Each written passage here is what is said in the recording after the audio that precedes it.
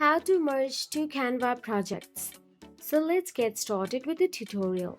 First of all you have to do is go to the web browser, then navigate to the canva.com and make sure you are signed into your Canva account.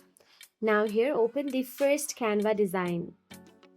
Once you tap on it, so here as you can see this is my first Canva design, and if I want to merge the another project in this, first of all I will create a new page in it.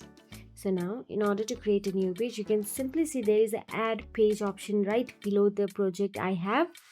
All you have to do is tap on the add a new page. Now my new page has been created for the new project.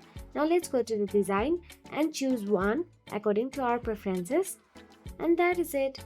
So you can work on two projects together. So that is it. If you found this video helpful, please like, share and subscribe our channel, and thank you so much for watching.